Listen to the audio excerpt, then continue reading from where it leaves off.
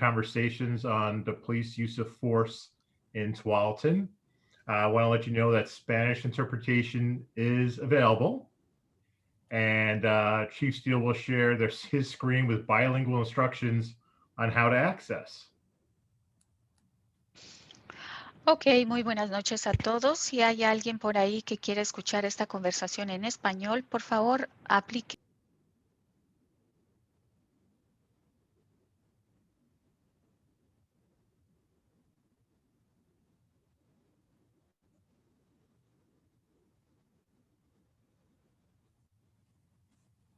Thank you. All right. So what's the purpose of reviewing the police use of force? We're doing this in reaction to the murder of George Floyd. Since that event, sadly, months ago, lots of communities across the United States are taking a look at their police use of force policies. And we're one of the cities that have taken the pledge to review our policies and update them if needed. The city of Tualatin has long been committed to being actively anti-racist and to working with the community to evaluate and make any necessary changes we need to our police use of force. So what have we been doing? What's this process? This is the second of 3 community conversations we are holding. Each conversation will have a different agenda, and we hope that you will attend all 3. The first one was recorded. This one also will be recorded. So if you missed bits and pieces of either the first session or the second session tonight, you can always look back at it. Following the 3 conversations, the City Council will discuss the results of this process early next year. In the first session, Chief Steele, Patrol Services Captain Greg Pickering, and Patrol Sergeant Chris Turner provided a presentation about the police department's operations and the use of force policy specifically. A recording of that meeting, again, is available on our website for your viewing. Tonight, we have quite a few people, so some ground rules. Be respectful of everyone's lived experiences. Listen to others. Please don't interrupt them when they're speaking. And always allow time for others to speak. Please limit your comments to no more than 3 minutes. Tonight's agenda is, we'll start off with Chief Bill Steele and Patrol Services Captain Greg Pickering will be giving a short presentation tonight. We also have City Manager, Deputy City Manager, not City Manager yet, Deputy City Manager Megan George will be helping facilitate the process tonight. I saw a few city councilors on the attendees list. I see Councilor Morrison is in attendance, Councilor Brooks, and Councilor Pratt. I also noticed our newly elected Metro Councilor is in attendance, Garrett Rosenthal. Thank you for coming tonight. And our City Manager, Cheryl Lombos, is also attending tonight. We have a presentation prepared for this evening based on the questions received in the first session and in the time since the first session. Quite a few people emailed questions into Megan as requested. The remainder of this meeting is dedicated to answering questions from attendees. If you have questions, please use the chat feature, and you'll see that right here on this slide, how to use the chat feature. Staff will be monitoring the chat box and provide responses at the conclusion of this presentation. Right now, we're thinking this might go a little bit beyond 7 because there's quite a few questions, but we want to get to all of them, and Chief Steele will make every attempt to answer all the questions we already have. And then if there's any additional ones, we'll squeeze as many in as we can tonight. Some housekeeping. Again, I just want to let people know the session is being recorded and will be posted on our website next week. It's difficult to do a sign-in sheet on Zoom. So if you'd like to be more involved with this process and be advised of the next meetings, please email Megan George at mgeorge@tualatin.gov, or you can text her at 971-201-1571 with your email address. You can also use those 2 mechanisms to send questions if they don't get answered tonight, because we will get all the questions answered. With that, I'm going to hand it over to Chief Bill Steele. All right, thank you, Mr. Mayor. Thank you for everybody that is attending. Hopefully I'm coming across okay. We got one community member in the audience here at the police department with us tonight. And really what we wanted to do tonight is go through and provide answers to every question that we received since the last meeting. We received quite a few questions, and we want to make sure that we address all those that were kind enough to take the time to email us. So thank you again for doing that. So really, you're going to start off with just seeing a series of slides that show what questions were that came into the department, and I'm going to walk through them one by one. So I'm going to dive into it now because I want to make sure we address everybody's concerns before the end of the night. So the first one there, you can see the question had to do with how we patrol and police the city, and is there a difference between the residential and the commercial areas? Are the demands different? The activity, does it overlap at all? And yeah, truly there are differences between the residential areas and the commercial areas. We see various types of crimes come in at different times of the day in each of those areas. Something that seems pretty ordinary during the day might not look so ordinary at night. An example would be in the commercial areas. There's a lot of people coming and going from work, trucks making deliveries, things like that. But at night, when we're out patrolling those areas, anybody out roaming around in those areas is probably going to be worthy of getting out and talking to and seeing what they're up to at 2 o'clock in the morning in an area like that might not typically be having a lot of people at that time of the day. So there are definitely differences between the different parts of the city. You're going to see different types of traffic issues during the day that you're not going to see at night. So there's definitely different differences there. At the end of the day, the level of service we provide is ultimately going to be the same, but the types of crimes that we deal with is going to vary by the time of the day and the day of the week. The next one had to do with the use of firearms for our officers, and is that something they are allowed to do from the date of hire or completion of initial training? What kind of conditions are met prior to their ability to carry a firearm? So yeah, any officer that we hire, we're going to provide a substantial amount of training to them that start to carry a department issued firearm until they go through that training. They go through that training at the range to become proficient. And then that's going to carry on from the time we hire them through their initial weeks here at the department, their 4 months of training at the State Police Academy, and their about 17 additional weeks of training they're going to receive back at the department. But bottom line to that question, they're not going to carry a firearm on the first day that they start here. They're going to have to go through a number of hours of training. The next one had to do with, does our department have a threshold of issues or incidents that will result in a firing? And what is the process for firing an officer? And this is going to come up a little bit later when a question was asked about our union contract. But like any kind of criminal investigation that we do, we're going to have that same type of approach for any type of internal issue that we are looking at. So when we are dealing with a discipline type issue within the department, we are going to conduct an investigation that's fair, it's unbiased, it's thorough.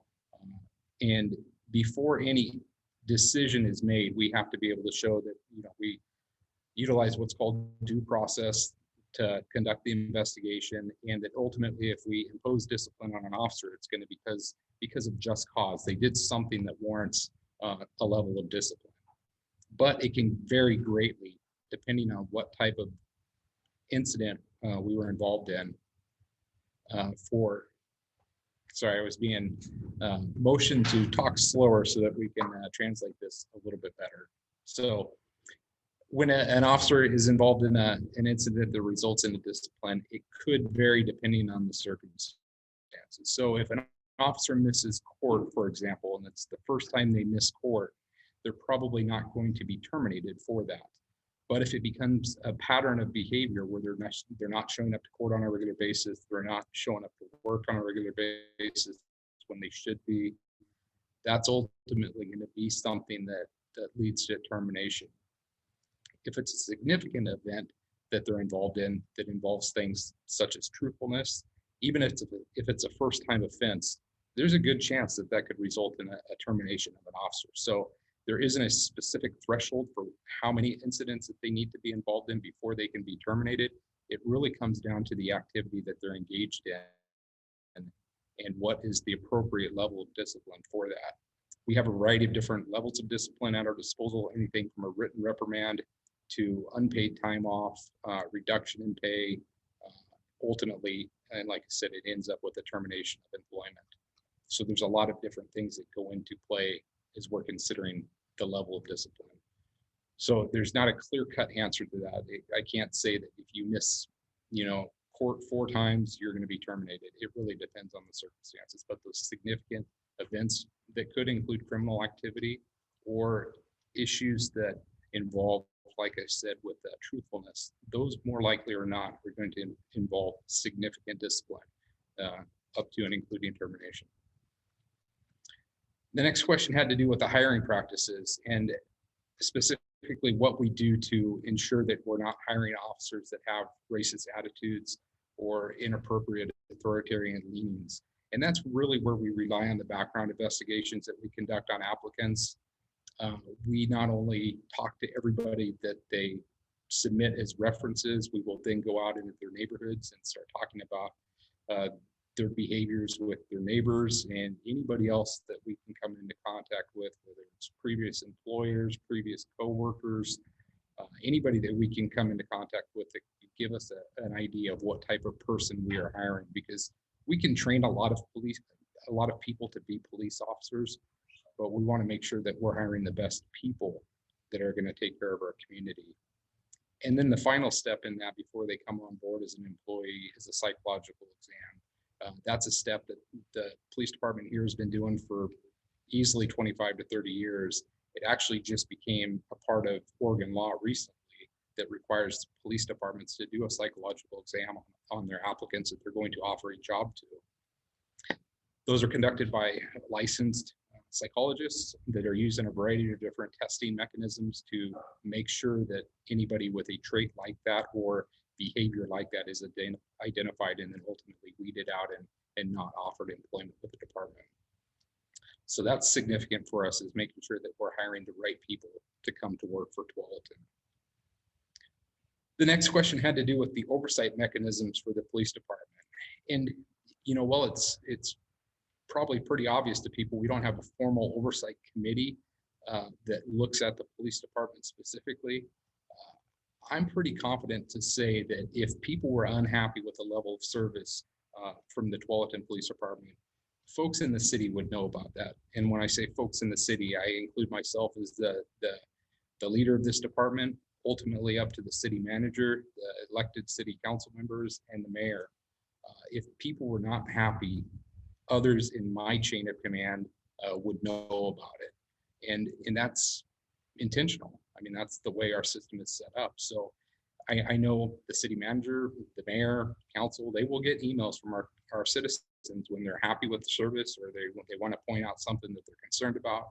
And so I have no doubt about it, our community, if they had concerns about the police department, it would be filtered up through varieties of different channels to get to the people that could do something about it. And we're proud of that. I mean, we want to, just like we're doing these meetings for the community, we want to be as open and transparent as we can to make sure that the people that live in this community have the utmost faith in what we do on a daily basis.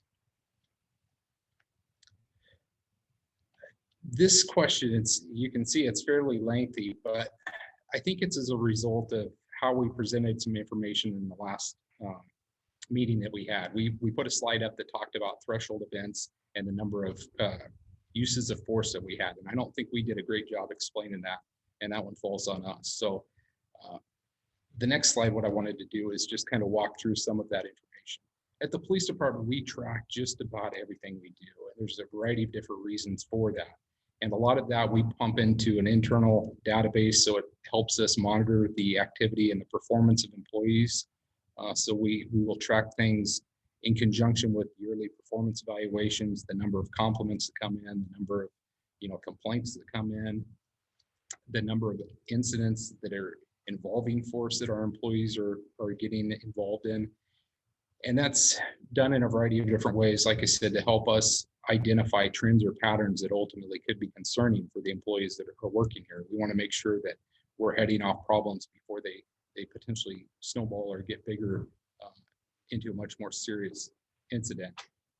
For example, if an employee is involved in a certain number of use of force incidents or complaints in a short period of time, That kind of database will set off kind of an early warning system for us so that we can step in and intervene before, again, it gets to a significant level. So all of this that we are collecting, we're analyzing that information. So what we didn't present real well last time was the definition of a threshold event. We kind of made that a little bit more complicated than it really is.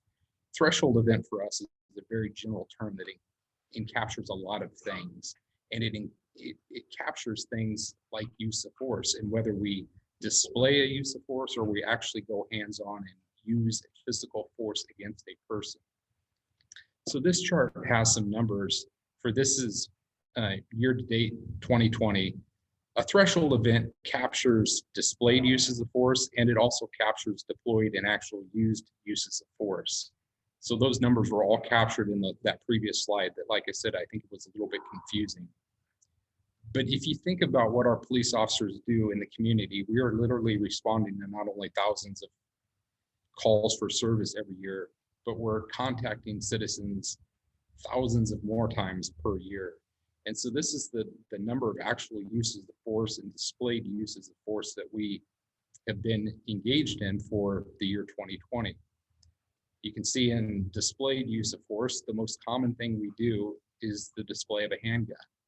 And while you might think, well, 43, that's a lot. If we have a situation, for example, where we stop a stolen car, we will have hopefully 2 or 3 officers on scene to deal with that, because we could be removing multiple people out of that stolen vehicle.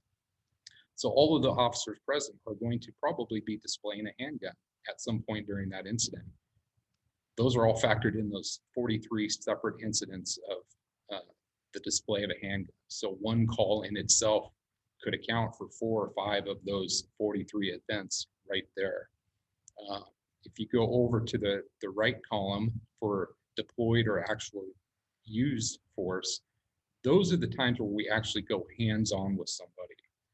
And again, if you factor into the thousands of times we come into contact with somebody, or even the 1,000+ times a year that we will actually take somebody into custody, we use actual force very, very few times. Control holds is the most common number there at 22. And that's really any time that we go hands-on, whether it's grabbing somebody by the arm to take physical control, or an actual use of force where we forcibly have to put somebody in handcuffs. That's going to be included in a number like that. So even that number of 22, in comparison to the number of events that our officers are involved in on a yearly basis, is pretty minimal. So hopefully, and again, I want to apologize for how we presented that information last time, because I know it was confusing the more we thought about it internally.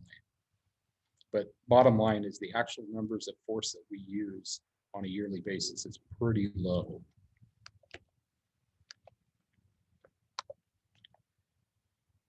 The next question had to do with the policies about de-escalation. And what I talked about a little bit in the last meeting is the term de-escalation is very common right now. A lot of people hear that on a frequent basis, but for us, it's really nothing new. It's something that we've been doing for really years. And what I talked about previously was anytime we respond to a potentially violent situation, we're going to do everything we can to de-escalate that situation. Even if it's a traffic stop where the person driving the car is not happy that they got pulled over and they're very upset by that, we're doing everything we can to de-escalate that situation as well. So, well, that's been ingrained in our training for years and years. We're doing a better job now of actually incorporating that term into our policy so that people can see that it's covered in a variety of different ways. And one thing I should probably add about our policies, I know, and I think most of the people online have taken at least a look at the use of force policy, which is a handful of pages long. Our actual use of our complete police department policy manual. Those that looked, it's pushing 620 pages. And while that might seem substantial, that doesn't even cover nearly everything that police officers are doing on a daily basis. There's really no way we can capture in policy every single thing that we do. So that policy manual is a pretty good guidance and gives them good parameters to work within.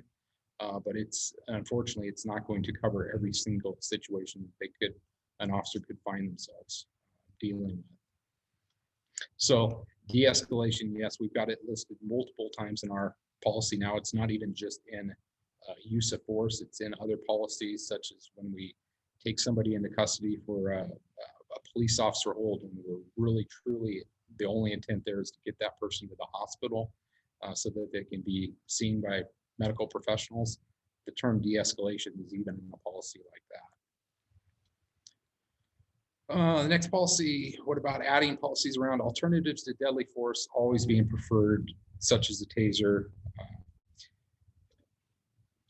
Again, when we talked earlier in the last presentation about use of force, everything that we do when we are put in a situation our officers need to use force, we will always use the least amount of force necessary to get the job accomplished. And that's where those guiding principles come from the Supreme Court that tell us any level of force that we use needs to be objectively reasonable.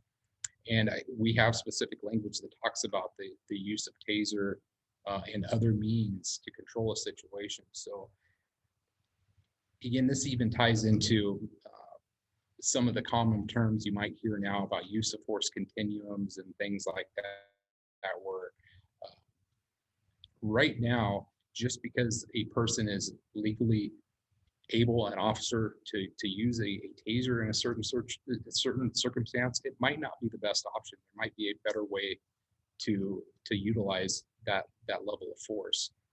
So our officers are continuously trying to develop the best way to handle a situation with the least amount of force possible. So they're consistently taking into consideration less lethal means of force or whatever else might be at their disposal, as opposed to a handgun as the ultimate way to end the situation.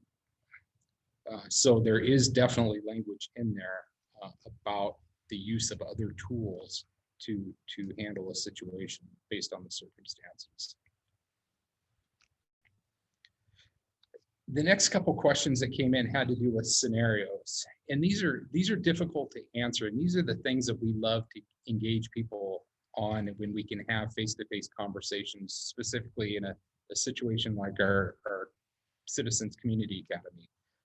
We really want people to understand that the dynamics of a situation can change so quickly that it's hard to take an example like this and give a textbook answer of what would happen based on policy or training. So in this example, someone calls 911 about a person potentially selling drugs in the parking lot of Cabela's. The officers arrive on scene, they see a young man. Officers have been, again, attempt to approach him. The individual flees on foot towards the Tualatin River Greenway. Officers see him drop something, could be a gun. Man stops, picks it up, and takes off running again. And the question is, what does policy and training suggest the officers do? Well, we could probably talk about this specific situation for hours on end. And there's so many things that come into play that you might not even consider that could influence how the situation like this is handled. An example that seems pretty simple would be, is this at 3 o'clock in the afternoon or is it at 3 o'clock in the morning? If it's 3 o'clock in the afternoon, there's a lot of people around, and the officer is going to be considering that as what is the potential threat to the community, as opposed to somebody at 3 o'clock in the morning where there's probably no one around that general area. So they take off running. So what we have at this point is a report from a citizen of a potential drug transaction occurring. That information in itself gets us what we call reasonable suspicion of some type of criminal activity is potentially occurring. And then the individual runs away as soon as they see the police officer or police officers arrive. Most people don't run the first time they see a police officer pull into the parking lot.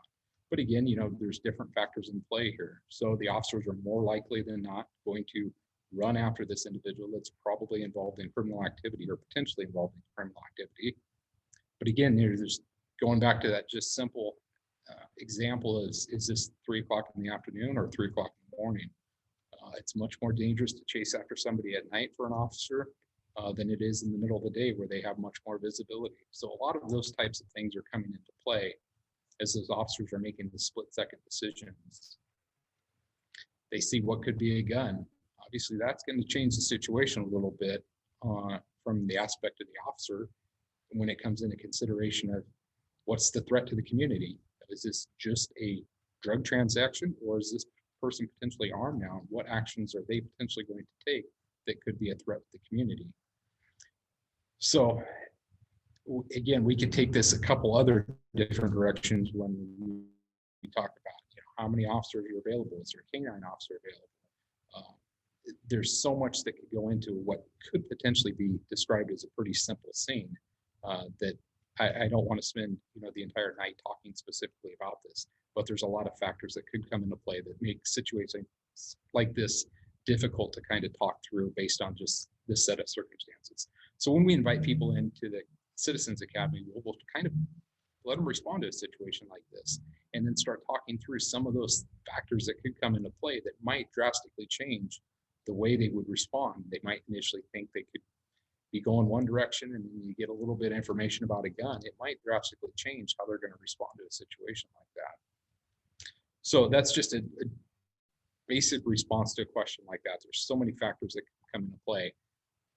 So our policy isn't going to cover everything, but you start looking at the totality of the circumstances, and not only is it a use of force policy going to apply, there's a lot of different policies that are going to potentially apply to a situation like this. And the next one that came in was fairly similar as well, and had to do with a 911 call from a mother saying her son is acting crazy and has a knife. When the officers arrive at the home, they find a young man yelling and screaming. He's waving a knife, threatening fashion. A woman, perhaps his mother, is trying to calm him down from a distance.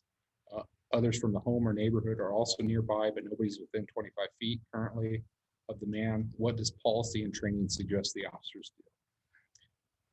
What if the young man fails to follow the commands to drop the knife? So again, there's so many factors that are coming into play here. Simple things like the environmental factors. So God, is it at night? Is it in the middle of the day? How many people are out? What's their proximity to that person that's now armed with a knife? And so those officers are trying to formulate a plan, how they can safely get this person potentially detained if that's what's warranted in a situation like that, and get them to the help that they need. But what's the threat to, and not only the person with the knife, but the threat to other people in the area? This is where that, we talked earlier about the term of de-escalation. The communication that's going to kick in here to try to convince that person that, to get them to safely drop the knife, safely get them in custody, prevent anybody from getting hurt.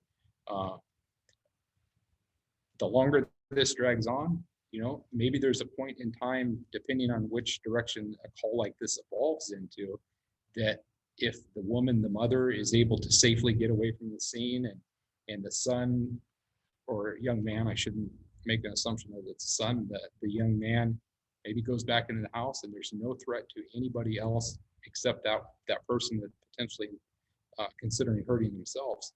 Maybe it's time for the officers to back away from that situation and not force a confrontation with somebody that might be looking for a confrontation. This is where the training that we put our officers through when it comes to crisis intervention training and how to address what kind of issues a person like this may be experiencing, all of that is coming into that decision-making process for them on what the best appropriate course of action could be. And again, we're looking at a set of facts here that can change in less than a second. It can go from it looks like this to it looks like something completely different very, very quickly.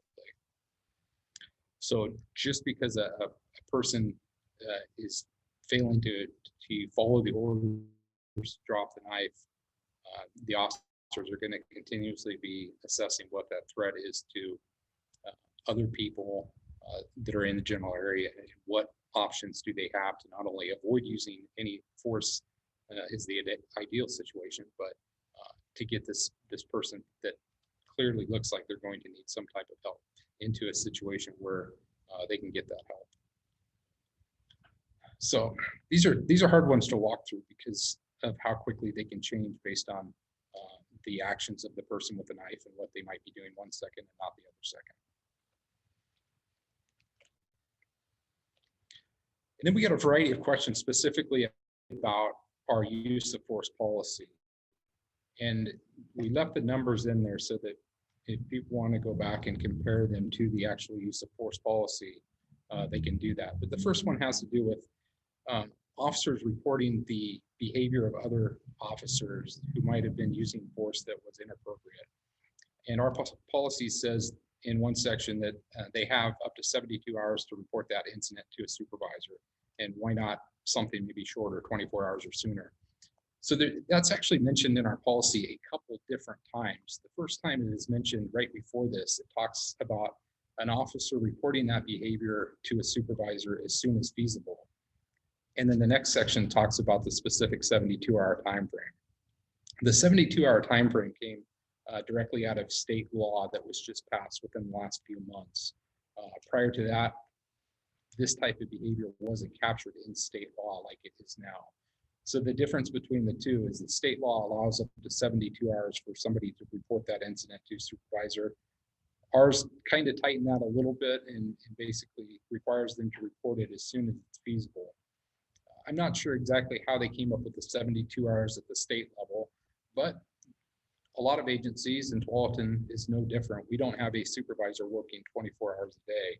So if officers are out handling a situation where one officer sees something that is concerning to them, number one, they have to handle that situation first. They got to get whatever the situation is under control.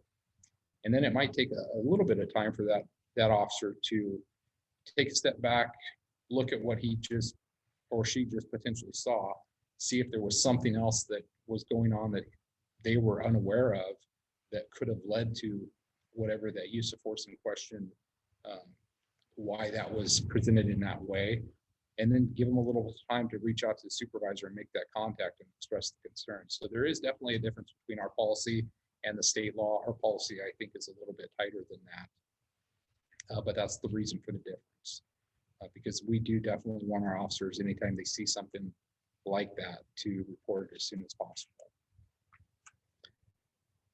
And then the next one has to do with improvised uses of force. We need to explain it a little bit better. So does improvised force include things not trained or authorized by the state or police departments, such as chokehold or martial art moves? So where this comes from is an officer could find themselves in a situation where they are defending another person or defending themselves, and they do something that is not specifically covered in policy as a tactic that they've been trained on or a tool that they've been provided. And I'm going to touch on that first before I get into the chokehold piece of it. An example of this could be a flashlight. And I'm talking about a kind of like a mag light, a larger flashlight. Our officers are out working at night, they come into contact with somebody, they get in a significant use of force that is going bad very quickly, and they are finding themselves on the losing end of this battle. They might end up using their flashlight as an impact weapon to not only defend themselves or defend somebody else. They might not have access to another tool that they could use in a situation like that. That flashlight might be the only thing that potentially saved their life or somebody else's life. So in our policy, we don't have anything that covers the use of a flashlight as a defensive tool. It's just not there. But given the circumstances, it might be an appropriate thing to use to, again, save their life or somebody else's life. So it's another example of where our policy manual is very, very detailed in a lot of ways. It cannot capture everything that could potentially an officer could be presented with.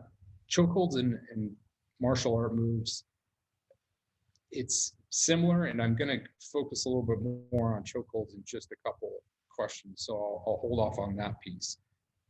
The next one had to do with what are the department approved pain compliance techniques that officers have successfully completed training in?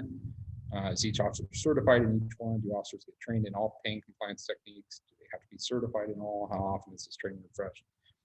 So an example of a pain compliance technique could be something, we have pressure points on our bodies at certain points that I know I've received training over my career in, that if I push on an area near the ear of a person, it can be extremely painful. And if you're trying to get somebody into custody that is resisting arrest or won't release a weapon of some type, if you're in a physical altercation with somebody, I might use a technique like that as a pain compliance to get that person to potentially maybe drop the knife or quit fighting with the officers involved. So that's a technique that I've been trained on in my career. It's not something we train on every single year. It might be something that not all officers have been trained in, but it is something that I've been trained in. So just because I've been trained in a technique like that doesn't mean that I will necessarily be certified in a technique like that. Anything that I do on a daily basis, I have to be able to articulate and justify why I'm doing certain things, and it's going to be based on a lot of the training that I've been receiving throughout my career. But I might not be certified on each individual technique like that. And time goes on, and training curriculums change. That's a word I'm not going to try to repeat again, since I clearly can't say it. Things change. So there are certain things that I've been trained on in my career that newer officers might not be trained in, because maybe there's a little bit better of a way to do something. So just because I've utilized and been trained on a pain compliance technique like that does not mean that every officer that works here has had the same level of training or the same training in certain areas. We have use of force experts that have gone through a lot more defensive tactics training that I have. They're going to be a little bit more proficient in techniques than I will, because they've practiced them at a higher level in their career and training in what they've received than I have. So it might not be something I'm proficient in, but they're proficient in. So that training, it all culminates, it's progressive through a person's career. And the last piece of it is, how often is this training refreshed? It's a challenge for us to maintain a not only compliance with required training. So as I mentioned in the last presentation, every officer in the state of Oregon has to have a certain amount of training hours just to maintain a basic level of certification. And that includes every year firearms use of force training, ethics training, crisis intervention training. And so we might not be in a situation where we just cannot feasibly train every officer on everything that they need to know every single year. So we do have specific areas of training that are conducted every year. There are specific areas of training that are conducted every couple of years. First aid, CPR, we always have to maintain levels of certification in that. And then some things we might train on every 3 or 4 years, depending on what that is. So we have a pretty good training plan in place, but it can be a challenge to make sure that there's always enough time to get the officers the level of training they need, and at the same time be able to respond to all the calls for service that are coming in on a daily basis as well. But we're definitely getting the officers the training that they need to be able to provide the level of service our community expects. And then the last one had to do with chokeholds. Carotid control hold, is it the same as a chokehold? There are some experts out there in the world that are going to argue that they are two different things, that a carotid control hold is pressure to the sides of the neck that reduces the air to the oxygen to the brain that can be controlled.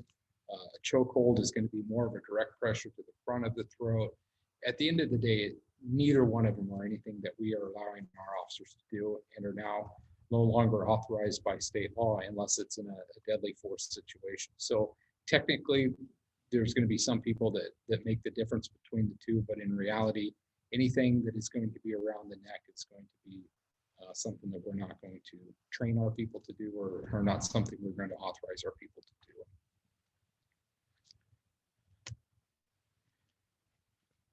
So how does an officer have objectively reasonable grounds to believe the person is aware of the fact that deadly force may be used and the officer has identified themselves? So that is specifically a question regarding the use of force policy. And it has to do with a situation similar to something like an officer responds to a situation, and before they use deadly force, you have to the other person has to be in a position where that they know it's a police officer and that they could ultimately find themselves on the receiving end of deadly force. An officer could potentially shoot them. How is that situation evolved, and how does a person know that that could be the result of them not doing whatever the officer could be asking them to do? And a good way to look at that would be if an officer responds to a situation in uniform, driving a marked patrol car with lights, blue and red lights going on the top of that car. When that officer gets out of the car, draws a handgun and tells that person to do something, it's pretty reasonable that most people would know that that is a police officer. That the fact that they're wearing the uniform, they're driving the car, they had the lights and sirens going, there's probably not much question to that's a person that is a police officer, and that police officer doesn't necessarily have to identify themselves as a police officer. Probably pretty well established at that point. And the same thing, if the person is armed with a weapon and the officer is pointing a handgun at that person and giving them commands, the officer may not explicitly have to say, I'm going to shoot you if you don't do this. It might be pretty reasonable based on the totality of the circumstances and the things that are going on to be able to later, for anyone to go out later and say the suspect in this situation should have known that that was a police officer and that they were potentially going to get shot if they didn't comply with whatever the direction was that was being given. So that's kind of how that factors into play there. Again, the next piece had to do with the supervisor notification. As soon as practical, seems pretty loose. It's very difficult for us to put specific timeframes into policy.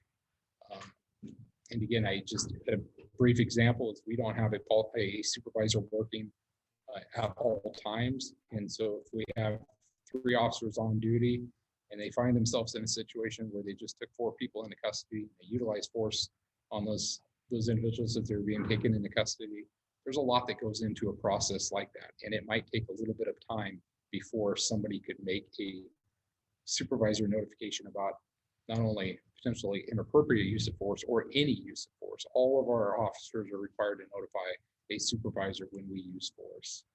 So there's a lot of factors that could come into play like that, where it limits us on being able to put in a specific period of time. And again, the next one talks about a similar circumstance where what is exactly an extended period of time when an individual may be placed on their stomach? Who determines the extended period of time? What makes officers experts on defining extended period of time? True period of time. And again, I'll use a situation that I kind of briefly discussed earlier about a stolen vehicle. If we have a stolen vehicle that has been stopped and there's 4 people that are in that car, the officer is going to order all 4 of them out of the car. They have them drop down to the knees. They might have them lay flat on their stomach. And then they're going to start getting each one of them in custody one at a time. That's going to take a little bit of time based on what those suspects may be doing. Are they cooperating? Are they following the directions? So an extended period of time, it could take some time to work through a situation like that where you're taking multiple people into custody and then you have remaining people laying on their stomachs. If officers are responding to a situation just like that, and maybe one of them is, I got a pretty good gut on me. There's others out there that have a little bit bigger girth, and it might not be a healthy situation to leave that person down there more than necessary to get them into custody.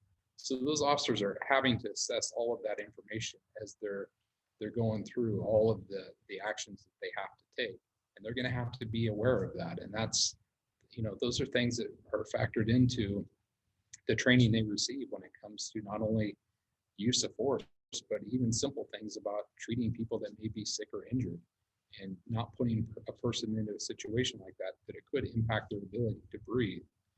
That's why we don't put people on their stomachs in the back of patrol cars. That's not a wise thing to do for the health of that individual. So there's specific training that we give to operation that could jeopardize their health or welfare.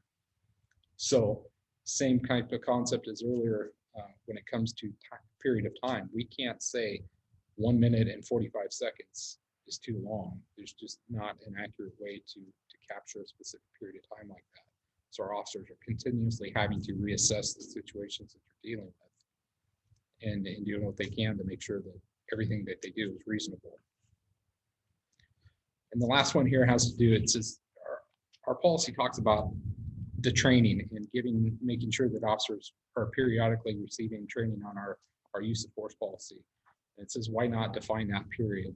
You know, don't we have training schedules? So an example of why we use the term periodic and not as you know, a time frame such as they'll receive training every 6 months. So our use of force policy is based on the guidance from the state of Oregon with new laws that have taken effect. It's changed 2 or 3 times in the past 6 months. So we're continuously refreshing our policy and making sure that the officers are aware of that every time we do change policy like that.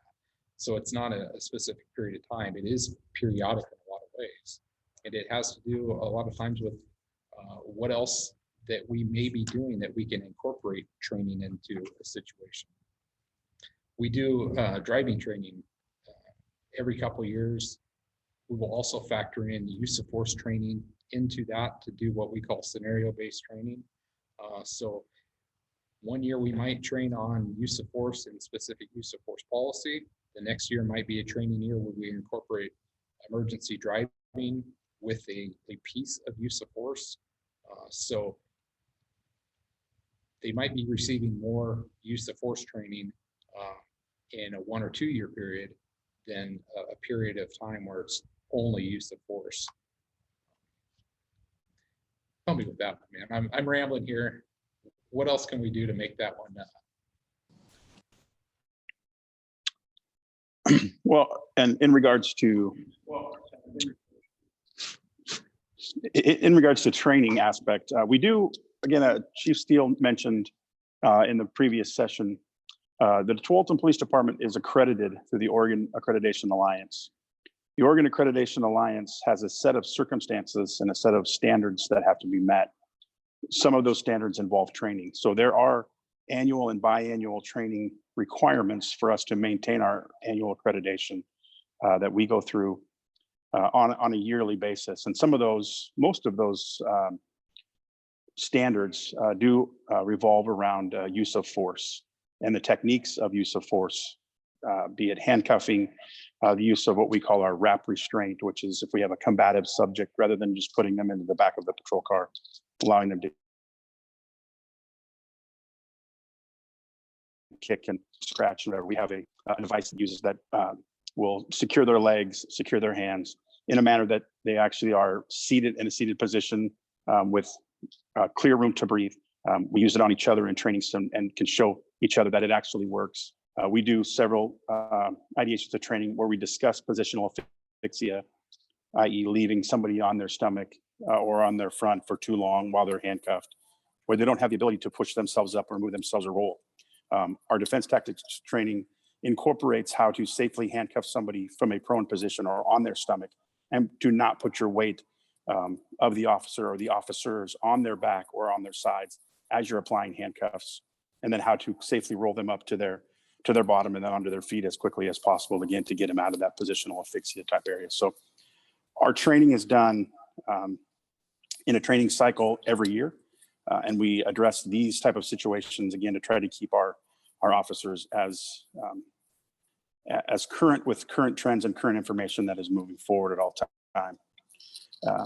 I do want to circle back on one of the comments that was asked earlier about one of the scenarios. If I can get back up to the comment here real quick. Give me just a second. So the comment said was about the scenario with the subject with the young man with a knife. How would you work your way through that? One of the comment that was made was that they assume that there's a factor the officer recognizes the person and knows the person or potentially has a criminal history. And yes, that would all take into factor. Again, the officers are weighing the totality of the circumstances known at the time when they're dealing with the situation. So what information did they get from the mother? So if we were to respond to a situation where it is a subject maybe in mental health crisis, this is going to be a multiple officer response. It's not going to be usually a single officer by themselves. So one of the officer's responsibility will be to get with that mother and try to gain as much information from that, the witness or witnesses as to what's going on, what's causing this issue. Is there any underlying mental health conditions that we need to know about? Is there any potential drug use that we need to know about? Is there anything that any other circumstances that the officers need to take into consideration? And yes, is there a history of this person possessing weapons? Is there violent tendencies? All of these factors are going to play into the officers and the very quick and rapid decision making and the evolving situation that will occur on each one of those calls. These calls are very, very fluid, and they evolve very rapidly, and they also devolve very rapidly depending on the circumstances. All right, thank you, Greg.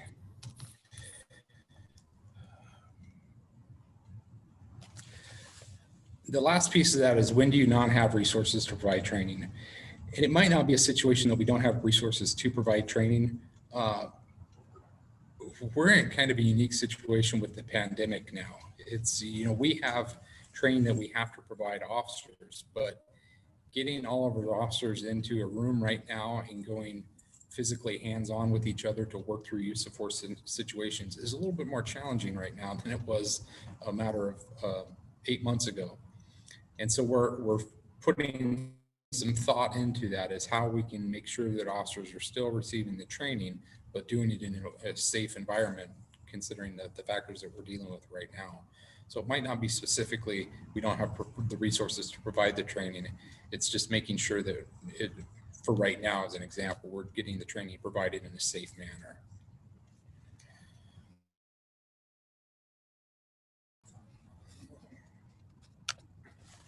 All right. Is the department able to report on use of force incidents annually to the council? Yes. I'm going to actually answer the next couple and then expand on that a little bit. Are we able to report on stops quarterly to the council? Yes. I'm going to touch on that a little bit more in just a second. With that, so I mentioned kind of the advantage we have with technology these days is that we track just about every single thing we do. Every time we conduct a traffic stop, it's all tracked. Every time somebody calls in and requests help via our dispatch center, that's all tracked. So we have a lot of information that we have available to us. So when our officers are out there writing reports, or if they utilize force, they're writing reports specifically on that. So we have a lot of data that we have available to us that we look at internally. We put a lot of this into, we have an annual report we produce every year. A lot of that information goes into a format like that.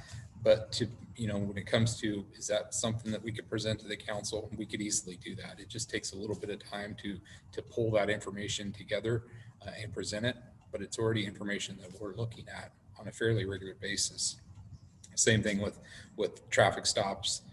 I presented that data to the council. It's probably been a year or so ago. We get that data in every single month. We look at it, make sure we don't have any questions or concerns, or if we need to make an adjustment, we definitely do that. So that's information that we can report on whenever somebody wants that report. In regards to the department tracking officer misconduct or discipline, is that available for the public for review, council review? Is it shared with other agencies? So, and again, the literally thousands of times that we contact individuals on a yearly basis, the number of complaints that we receive is very, very minimal. And a lot of times it might not be an incident that involves discipline. It could be more of a training issue or something that the officer just might need to do a better job. Maybe it's a little bit more of a performance issue as opposed to a misconduct issue. We don't impose a lot of discipline on our officers here. And that's thankfully, we're not having to find ourselves in a situation like that. There are definitely times where we're documenting, like I said, on a yearly performance evaluation, areas that the officers could improve their performance on that might not be necessarily in line with an actual misconduct event that leads to discipline. Discipline, we don't discipline a lot of officers here. In the 4.5 years I've been here, we've disciplined 2 officers. And I'm not saying we're trying to hide anything or avoid discipline issues with staff. It just hasn't risen to the level that it needed to be a form of discipline. And we're happy to share what we can. There's some things we can't share. There are specific Oregon statutes that talk about what is releasable to the public and what is not. Employee conduct is not something that we can release, I should say, with specific names and what activities they might have been involved in. We can't get specific with information like that, but we can give a general report for anybody that wants it from, at the council level or what. But I basically just told you we've disciplined 2 people in 4.5 years. That's not a substantial amount of information to put together. Is it shared with other agencies? The only time a disciplinary event would be shared with another agency would be the Department of Public Safety Standards and Trainings is a state organization that certifies all police officers in the state of Oregon. And we're required to share information with them as a certifying agency when our officers are engaged in certain levels of conduct. So there are times where we will share officer misconduct or discipline with other agencies, specifically DPSST is that, and they're that certifying agency, but it's not something I'm going to be sharing with the Tigard Police Department or the Beaverton Police Department. So that information, as much as I can legally share, we can share. There's not a substantial amount of it to share, so it's a short report, but we're happy to provide whatever information we can. And then the last question here has to do with the TPOA is the 12th and the Police Officers Association. It's the union for the police officers that work here. It does not include the sergeants, the captains, or myself. It's only the police officers. And it wasn't specifically a question. It was more of maybe there's an opportunity to have a conversation about a specific article, Article 9 of that contract. And that contract is available on the city website as well. If anybody had a question about how disciplinary actions are conducted,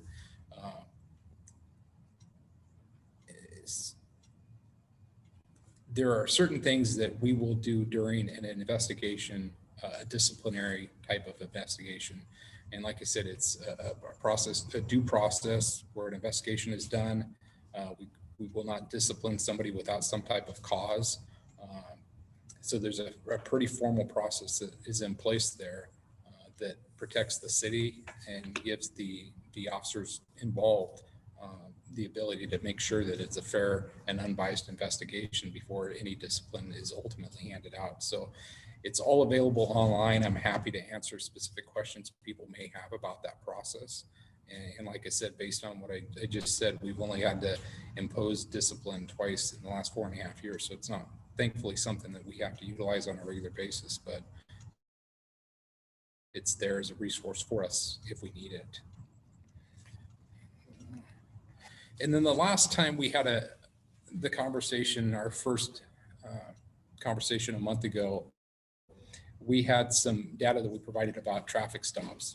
And I explained that Oregon recently started requiring police agencies in the state to collect data on every time they stop a car for a traffic violation, or every time we get out of the car to talk to somebody walking down the street. And we as an agency were not required to start collecting that data until July 1st of 2019. But we actually took it upon ourselves to start collecting that data about 6 months prior to when we were legally required to collect data. And so this is some information that, for the most part, it's similar to what we provided last time. The numbers have changed because the time frame has changed. We're now up till today's date, and it compares the number of stops and what the perceived race was of the person that was stopped. And then the column that talks about population estimate, those are Portland state numbers as of 2018 for the demographic breakdowns of the city of Tualatin. So you can compare what our perceived stops by officers were compared to population estimates for the demographic breakdown. So the first one there, people of Asian descent, population estimate has us at about 3.7% of our population in the Tualatin community, and it's 2.84% of our traffic or subject stops. So it's a little bit under.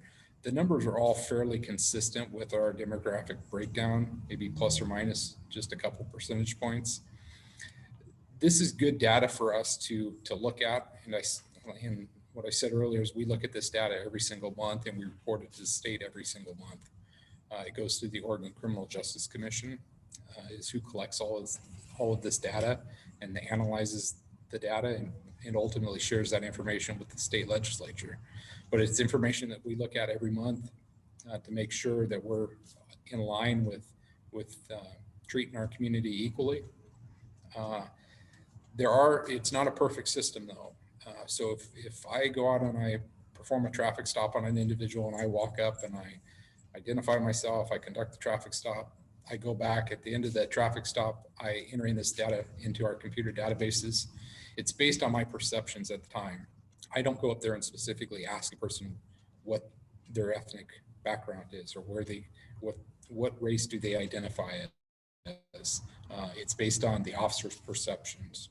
So it's done that way to, again, intentionally avoid an officer specifically asking questions about a person's race, but it does lead to some validity concerns about the actual data that officers in the state are collecting. But it's the best that we can currently do when we conduct traffic stops or subject stops. So again, bottom line, this is what our numbers look like for the city of Tualatin for our police officers, and this is only our police officers, but every other agency in our local area and throughout, well, not necessarily throughout the state. It was phased in. The larger agencies such as Portland or Eugene, they started first. We were in the second wave, and then there was a third wave. But I'm not sure every single agency in the state is collecting this data yet, but we've been collecting it for about 2 years now. So that was just, again, the only point of this slide was to provide additional information from our last meeting that the percentage of our traffic stops and how they align with the demographic makeup of our community. So let's take a look to see if we have no other questions have come in. Mr. Mayor, are you still out there? I'm here, still in the library here. Is there anything else that we can address from your end? No, I appreciate covering all the questions. I'm not seeing anything in the chat. Megan's been monitoring that pretty well. Guess we'll give people a moment or two to get those last minute questions in if they have one before we wrap it up tonight. I appreciate people hanging in there a little bit beyond schedule, but it was important to the chief and the police department that they cover all the questions and give thorough answers and give people the ability to do follow-up questions. So we have any more questions in the chat? I just want to say I apologize if I didn't completely answer the questions that were submitted by people, especially if they were looking for specific information. I just wanted to touch on them as much as I could without spending too much time on each one. I think I just saw a question pop up. One other question that came in had to do with, I'm going to go back to that slide. So number 11 here is information shared with other agencies. So I talked about it shared with Department of Public Safety standards of training.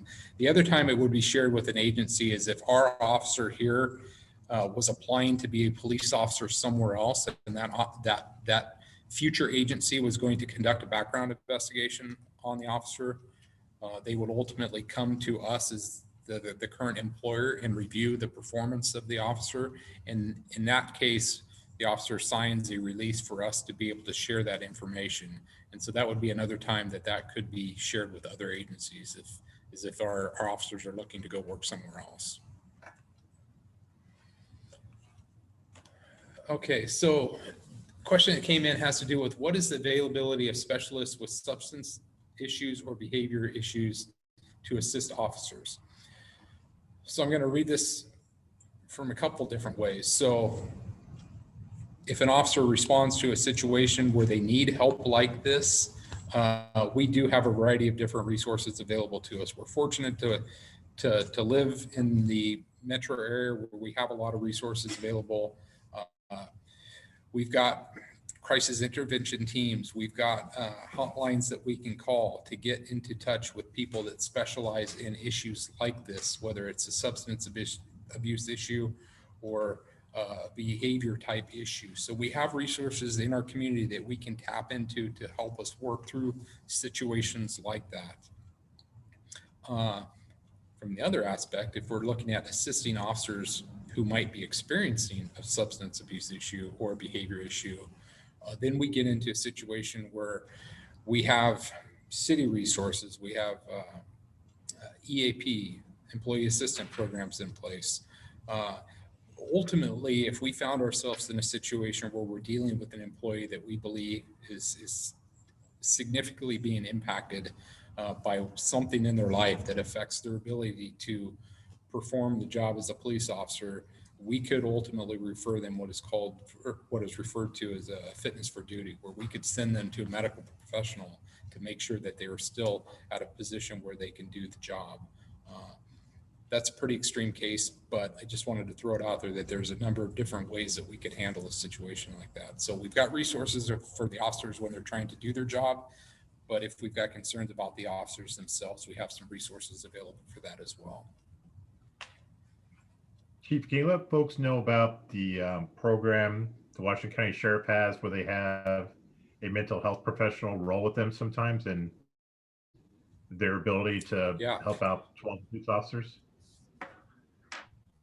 Yeah, so there's a program in our local area that's been up and running for about 12 years now. It's called MHRT, the Mental Health Response Team. And what that program does is it teams up a licensed mental health social worker with a deputy sheriff currently to respond to situations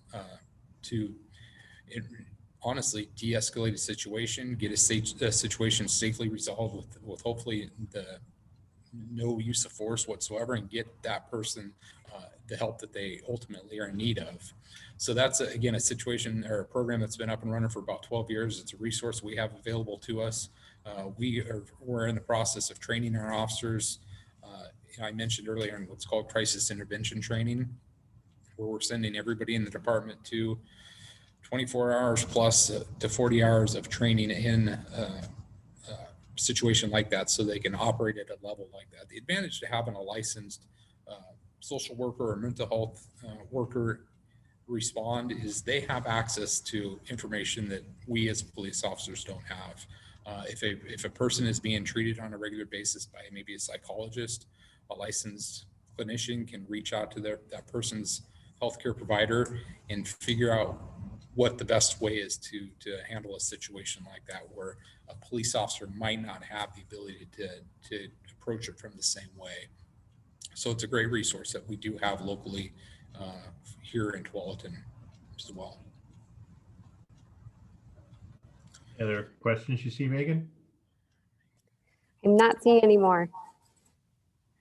All right. Well, it's about quarter after. We went over a little bit, but again, it is well worth it. I want to thank everyone for a pretty nice job of answering the questions thoroughly to the best of his ability. And I'll probably watch the video again to catch all of it because there's a lot of information flowing pretty quickly. So next steps that we're going to have, I mentioned before, there's 3 sessions. And our next session will be held on December 9th from 6 to 7. And this is a session where we're going to listen to the community and their thoughts, their feedback, and on the police department's use of force.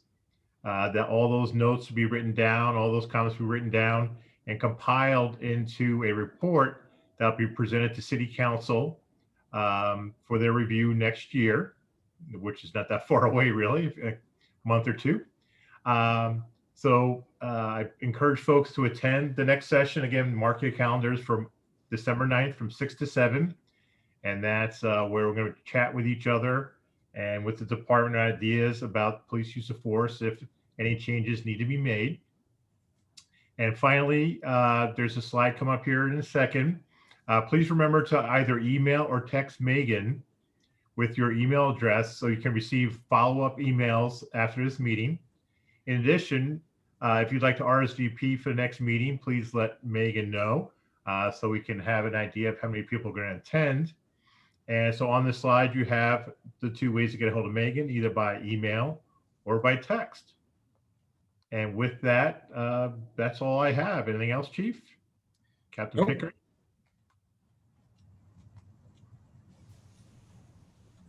No, sir. All right, I think that's a wrap. Again, have a good evening, be safe, wear your mask, wash your hands, do everything we're supposed to do, set the example. We don't want to spread COVID any further than it has. You know, have a happy and safe Thanksgiving, and don't have a super spreader event. You don't want to be in the news like other people. Have a good evening.